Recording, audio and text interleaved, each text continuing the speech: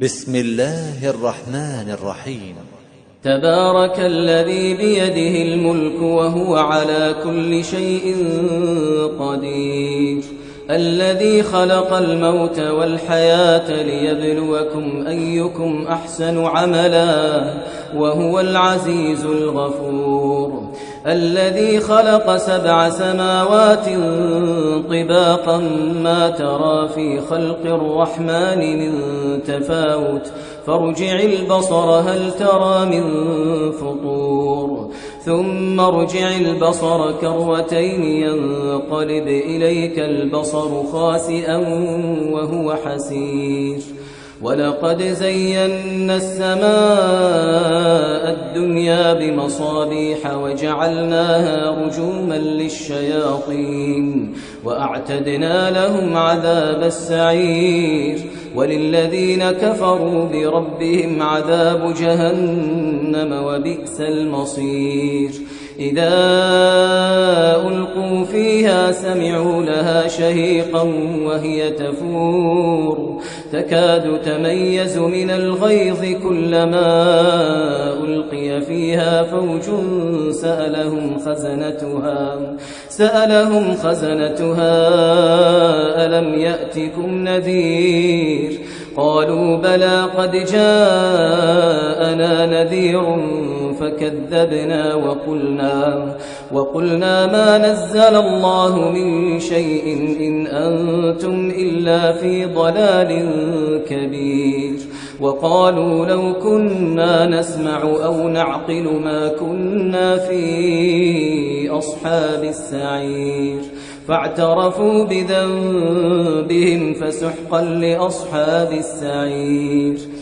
إن الذين يخشون ربهم بالغيب لهم مغفرة وأجر كبير، وأسروا قولكم أو اجهروا به إنه عليم بذات الصدور، ألا يعلم من خلق وهو اللطيف الخبير.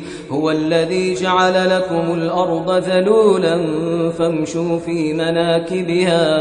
فامشوا في مناكبها وكلوا من رزقه وإليه النشور. أأمنتم من في السماء أن يخسف بكم الأرض فإذا هي تمور، أم أمنتم من في السماء أن يرسل عليكم حاصبا فستعلمون كيف نذير. ولقد كذب الذين من قبلهم فكيف كان نكير. أولم يروا إلى الطير فوقهم صافات ويقبضن ما يمسكهن إلا الرحمن إنه بكل شيء بصير.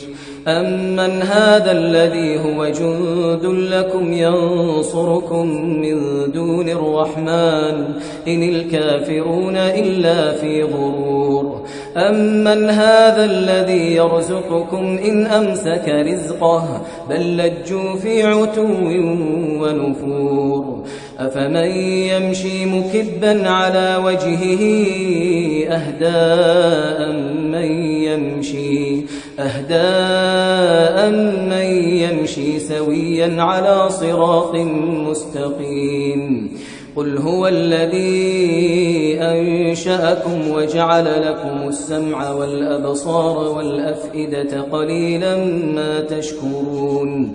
قل هو الذي ذرأكم في الأرض وإليه تحشرون. ويقولون متى هذا الوعد إن كنتم صادقين. قل إنما العلم عند الله وإنما أنا نذير مبين.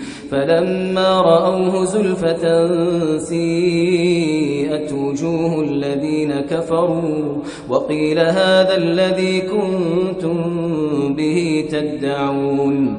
قل أرأيتم إن أهلكني الله ومن معي أو رحمنا فمن يجير الكافرين من عذاب أليم قل هو الرحمن آمنا به وعليه توكلنا فستعلمون من هو في ضلال مبين قل أرأيتم إن أصبح ماؤكم غورا فمن يأتيكم بماء